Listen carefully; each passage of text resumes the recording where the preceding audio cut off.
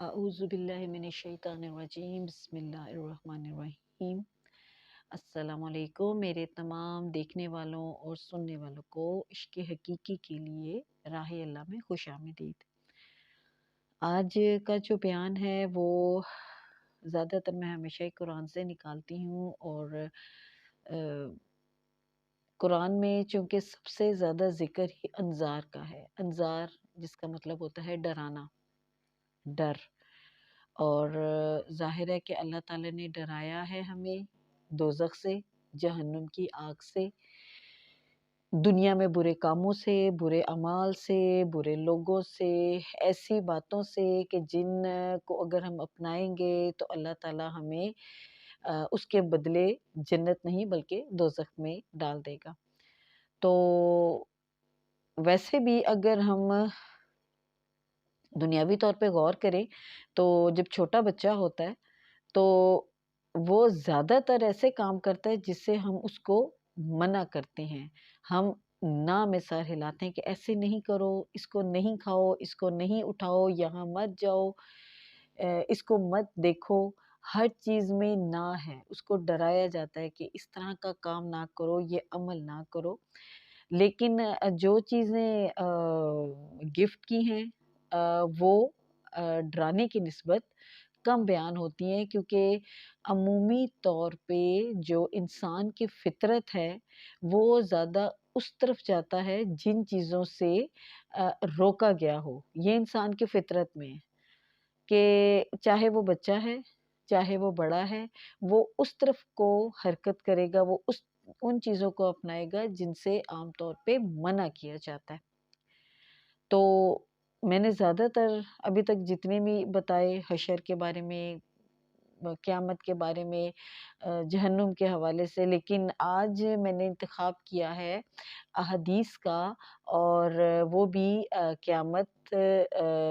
वाले दिन जन्नत और जन्नतियों का, यानी कि जन्नत में जाने वाले लोग, जन्नत में जाने वाली औरतें कैसी होंगी, हूरों का क्या बयान है,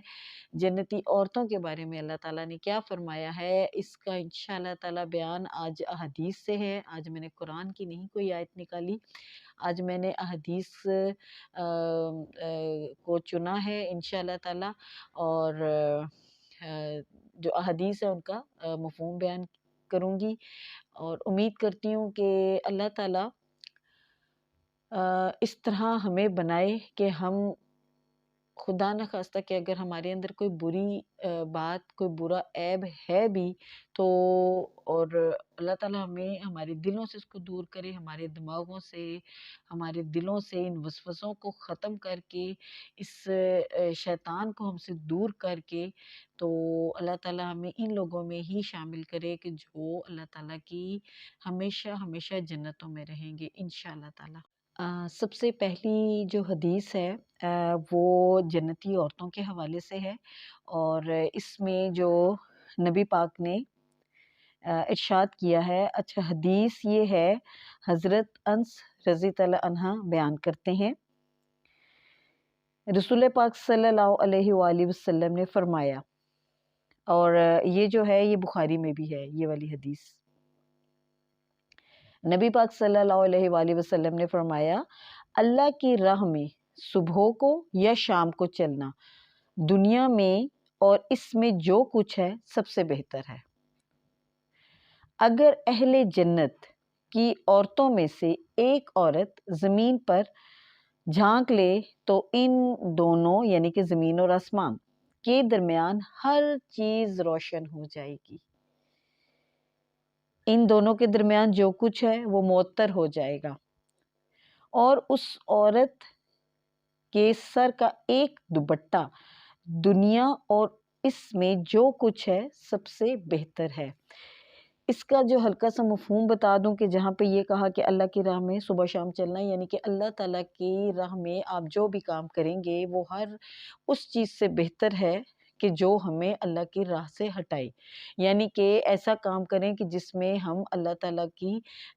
इबादत से दूर हो जाएं या अल्लाह ताला के अहकामात को भुला दें। इस तरह का अगर हम कोई काम ना करें तो वो हमारे हक में बेहतर है। फिर इसके आगे बयान किया गया है कि जन्नती औरतें कैसी होंगी। اگر ہم دنیا میں ہی دیکھیں تو کچھ عورتیں سادگی میں بہت خوبصورت لگتی ہیں، کچھ اگر میک اپ وغیرہ میں ہے تب بھی وہ بہت خوبصورت لگتی ہیں، لیکن یہاں پر جو ہے کہ وہ جنتی عورتوں کا جو بیان کیا گیا ہے کہ وہ ایسی ہیں کہ اگر ان کی ایک جھلک اس دنیا میں پڑ جائے تو پوری کائنات معطر ہو جائے گی۔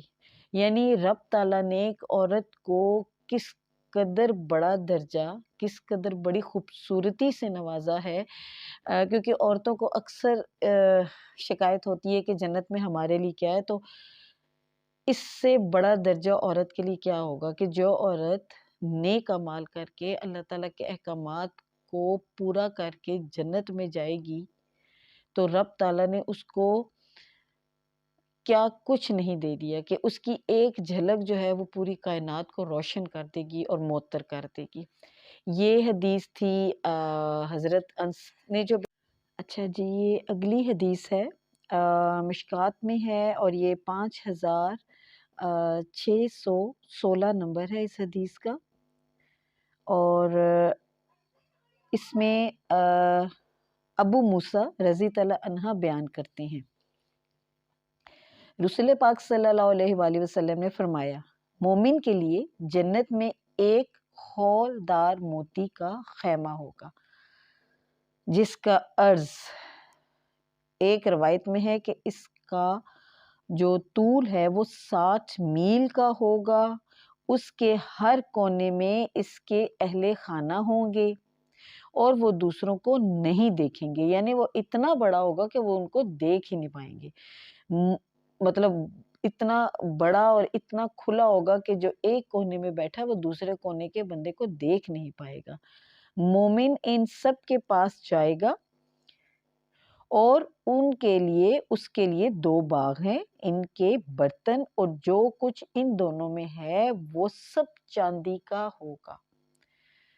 اللہ تعالیٰ ہمیں ایسے باغات، ایسے برتن، ایسے گھر، الحمدللہ اللہ تعالیٰ ہمیں یہ عطا کرے انشاءاللہ تعالیٰ۔ اور 2 باغ ہیں، ان دونوں کے برتن اور ان کے درمیان جو کچھ ہے وہ سب سونے کا ہوگا۔ اہل جنت اور ان کے رب کے مابین صرف